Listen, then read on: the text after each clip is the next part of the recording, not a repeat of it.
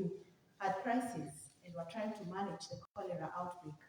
And I think from where we sit and in this part of the region, this is one of the things that every country should be striving to try and eliminate at the end of the day. So I hope that our engagement this week will help us to improve our responses going forward. And I'm glad to know that it's not just the Ministry of Health, but really taking the response from a multisectoral perspective and coming up with a cholera elimination plan. And I want to say that after going through the kind of work that you've been doing and getting to know who the global cholera champion is, does not leave us without pressure, isn't it? We have a lot of pressure. If you're going to work on elimination and a plan for that, and when the global cholera champion is the president of the Republic of Zambia, then we must do a good job. So for us as an organization, we just want to assure you of our continued support to try and make this a reality and not just on paper, as we work towards developing the monitoring and evaluation framework, as we work on developing the system that accompanies the framework, because an M&E framework will only be as good as the system and the data that comes through the system that we are trying to develop. So we will continue to support you in this process as you bring the development of this multisectoral cholera elimination plan to completion. Hopefully finalize the plan this week, validate it if possible, and ultimately have a summary or a tentative plan on the launch of the same multisectoral cholera elimination plan. I'm sure if we are hoping that the president is going to launch it, then we must be able to assure him that it's been developed from the most practical perspective, so that as we put it into implementation, that the country will take pride in the fact that they are actually now working towards eliminating cholera from the country. And I believe it will not just serve the purposes of the country, DG, but the neighboring countries are looking up to what we are doing as a country, that we will be able to export the experiences that we have had, the hard lessons, the good lessons, the bad that we have learned over the years as we responded to cholera, so that the other countries can also learn and adapt and develop their own cholera elimination plans and be able to implement this. Because I believe we are only safe if Mozambique is safe, if Malawi is safe, if Kenya is safe, if Tanzania is safe. But if all these other countries are unable to get to that level of attainment of, in terms of the goals that we have set for ourselves, we cannot be safe. And I think we all learned this lesson from COVID. For as long as your neighbor is not putting in interventions the way you're trying to invest, we are not safe. So with those few remarks, I want to wish you a very fruitful week. We look forward to achieving the goals that we have set and the objectives that we set for this meeting. And I believe by the end of it all, when all has been said and done, and you bring this up to the table of His Excellency, the President, he will be proud that the team that was actually working on the plan did a fantastic job to make Zambia a better place. So receive our support from ECSA, from the DG, and the rest of the colleagues that are working under this strengthening pandemic preparedness project, and we will continue to support as much as we can. Thank you and God bless you.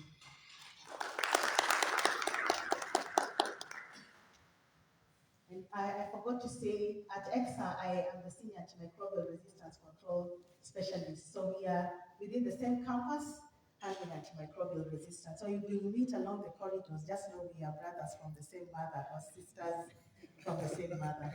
Thank you. Thank you so much.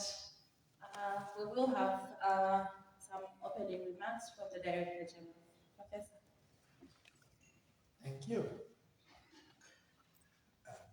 Good morning, colleagues. I think the room is so big. I wonder why we have to be so scattered. Are we still social distancing or what's going on? It's a pleasure to be here. Let me recognize the dignitaries that are here from the various organizations. I am not doing a red speech, therefore I might make mistakes trying to go through the protocols. So let me just say that I'm observing all the protocols that's established. And good morning colleagues. I'm very happy to see this meeting starting off. My colleagues told me that I need to consider coming to either the opening or the closing of the meeting, and I said I wanted to come to both the opening and the closing for a very specific reason, which is around why this meeting is convened. I have the privilege of serving the president as his advisor on health, and I know precisely how he is feeling concerning the issue of cholera. And so I thought it would be important for me to be here at the beginning so that perhaps we pitch the meeting and the work appropriately. I think that you probably are thinking in the same ways, but I think it's important that we go over some of these issues. Now, first, I want to say that cholera has been with us for very many years. So, as a global community, we already know what we need to do to get rid of cholera. We already have very many countries that experienced what we experienced and that have overcome. So we know. And unfortunately, in our context, for those things to work, it will take very long. In fact, I am sad to say it might not even work. Why? Because for cholera to go away, you have to give people safe drinking water, and you have to have safe disposal of waste. Now, the targets that are set globally for tracking WASH, unfortunately, in our context, the last I checked, we were not making progress, we were regressing.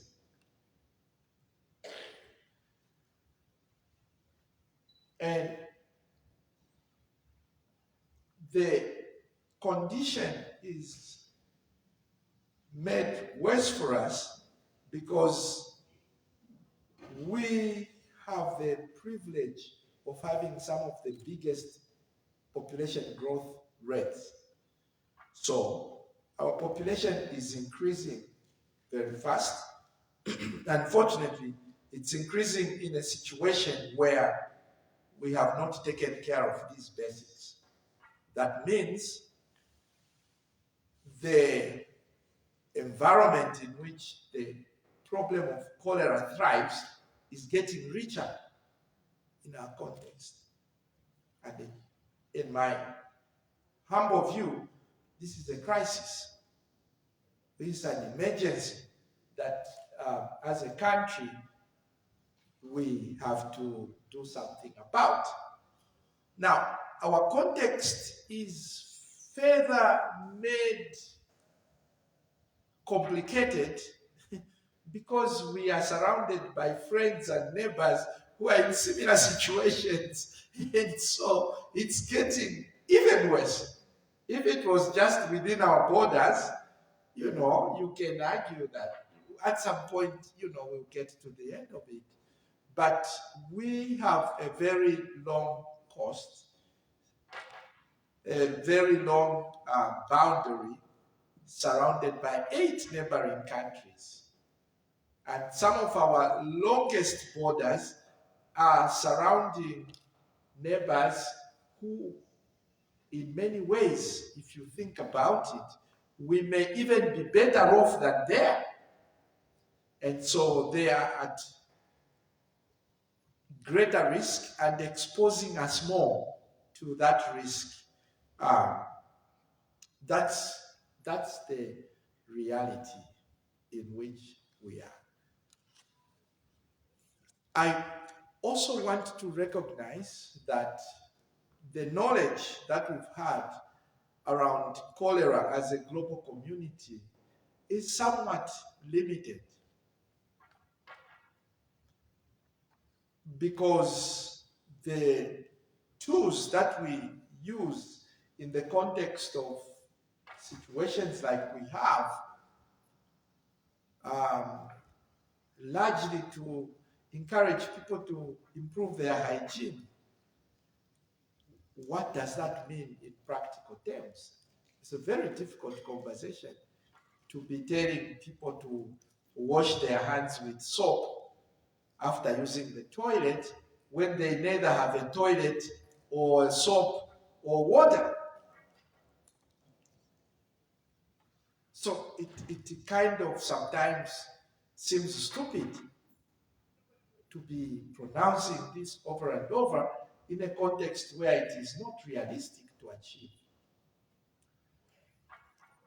We also know that in those contexts we use vaccines, and when we use vaccines very well, we do very well. And I think that as a country here in Zambia, we have the great story about what vaccines can do to prevent cholera.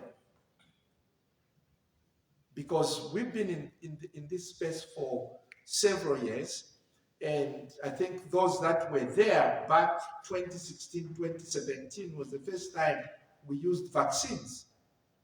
And we had what we called historical cholera hotspots. And when we used the vaccines reactively initially, the outbreak became quite almost instant. And when we continued to use the vaccines preemptively, we have observed that over time, the terrible, terrible hotspot areas are quiet.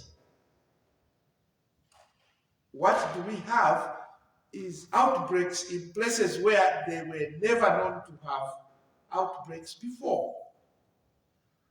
Colleagues, that to me tells me that perhaps if you use the vaccine in places where you kind of mitigate,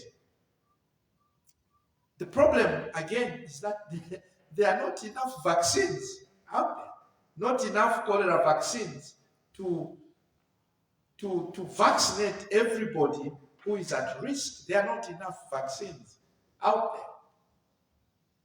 So when we talk about vaccines as a sort of preventive measure, we do have that challenge.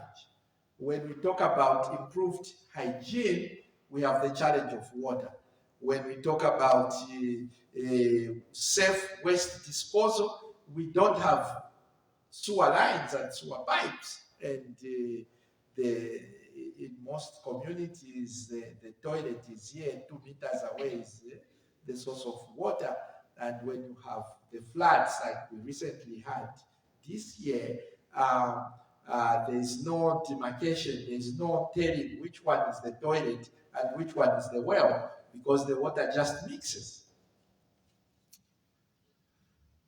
So this is the unique context in which we are found. And so for colleagues in the room, we have to deal with this.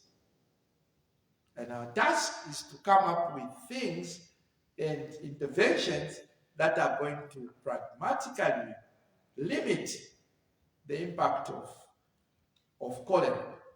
Now, as a country, we've also done great in case management for cholera.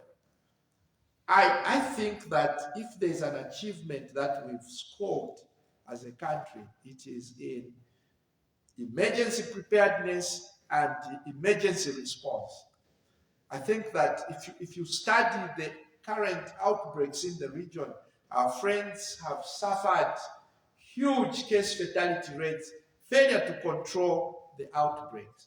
I think we've been incredibly successful that immediately we have an outbreak, we move in, we move in strong and we quell the outbreak, and it's quiet. I think that we have moved through district igniting an outbreak, manage it, another district. In the last 6 months, we've moved through 6 or 7 districts where an outbreak pops up, we quell it, an outbreak pops up, we quell it. The last ones from Chilengi and Mpulungu, I understand, are going over a month without a case reported. And I think most importantly, and I think this is really, we have to appreciate and acknowledge our clinical colleagues in managing the cases which presented to the facilities. The several ones which died, Dr. Simwawa in the house here has been tracking this for some time. You will find that, in fact, several of them died before they made it to the health facility, or they barely arrived and died. Those that made it to the cholera treatment units, our teams were able to really resuscitate and manage. And I think from the central level, we always made a very strong effort to make sure that the moment there's an announcement, we move in with the logistics and the requirements. And I think we've done a relatively great job at containing the situation. Unfortunately, the reality is, given the context I've described, the reality is that every day we had risks of a cholera outbreak. In the past week, we had reports of is it 6 cases from, again, Mozambique in Chadiza, who tested positive to cholera.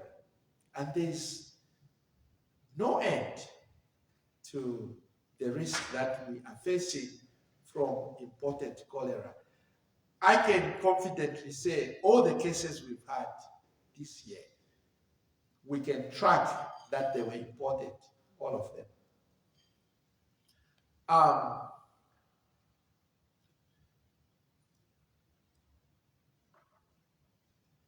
Dr. Isangura has just said something phenomenal, which everybody has been saying, but I think in this context is very important, which is that we cannot be safe if our neighbors are not safe. Especially for cholera, the way it was with COVID, it is even worse with cholera. Now, we've been to these places in the front line where the cases happen. When we went to Vubwi, what did we find? We found that the border between Zambia and Malawi is supposed to be here. And you have a village here, and then the brother is in this village, the sister is in there, and the water source is a stream that comes out of Malawi into Zambia, and the toilet they share is right in the middle. So you cannot distinguish between Malawians and Zambians, or Mozambicans and Zambians, or DRC and Zambia. When we were out in Mpulungu to the Kapembwa Island, we actually find that these so-called fishing camps are places where people come, they do their business and they go. And another group comes, do their business and go. There's no captive population for you to say, okay, let's go and vaccinate them. You vaccinate them today, tomorrow another group will be there. What's worse, they have no toilets. And in that context, you have Tanzania, you have Burundi, and you have DRC. So you cannot even tell which direction they will come from or they will go to at any one time. So colleagues, this is the context. This is the stark reality that Africa faces, that the problems are surrounding us, they are everywhere. And we have to be pragmatic with the resources that we have to mitigate the impact of these things. Now, let me come back to the president of Zambia, who accepted to be called the global cholera champion. Colleagues, I must mention that the president was honored to accept that role, and the president has complained that we have not utilized that role. So the president asks you, colleagues, as cholera stakeholders, what do you want him to do? And I must say that the mistake we all made was to expect that the WHO and the Global Task Force on Cholera, in making that appointment, it will come with, here are the things to be done, this is what we need you to do, which would have been great, but that has not been the case. So now the challenge is upon ourselves who are in this country serving this president, that we need to take that responsibility and make a plan. And so thanks to the partners and stakeholders who are here and many of whom would like to be here, Dr. Siriki, thanks to Red Cross for leadership in this matter. We're grateful. But the expectations, colleagues, are high. The expectations are that we have pragmatic activities that we are going to take to the highest level in this country to say, this is the plan, Mr. President, let's go with it. And I hope that we shall be pragmatic enough, and I hope, let me just say that that appointment is more than a year old. So we cannot afford here to say we are going to take so many months planning. You don't have that time. If you could do it next week, I would be very happy, because we cannot keep adding time to it. We have to find the shortest route to doing something. I think that I would entertain a less than perfect plan which is implementable than wait another year for a perfect plan. We don't have a year. The outbreak is already there.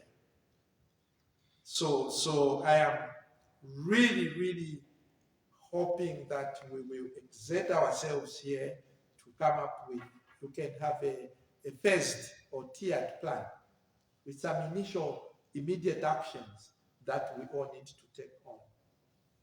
I think that the multi-sectoral nature of the fight against cholera, we have to make it very, very clear that it is in our space as health people to deal with cases of cholera when they happen.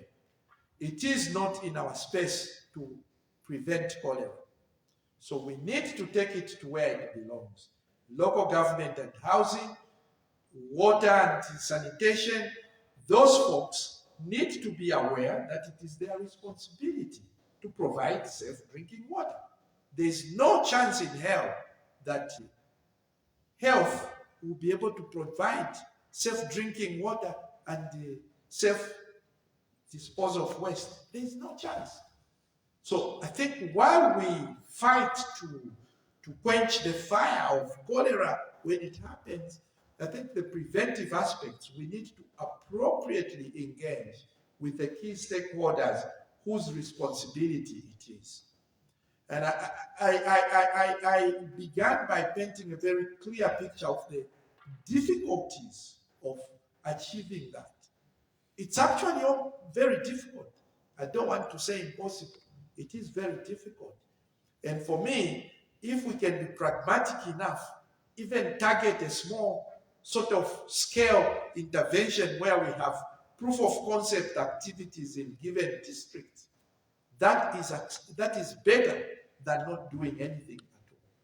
I think at national level, to do these things is going to be very, very hard. And yet we have no choice. We have to do something about it. Otherwise, you know, this august gathering of experts and specialists, what is it for? It is really to tackle the difficult problems. If they were not difficult, we would go and get the cadres from the street to do it. That's why it is a select group of experts. So this is the opportunity to tap into that expertise. It is a difficult task, and yet one that has to be addressed.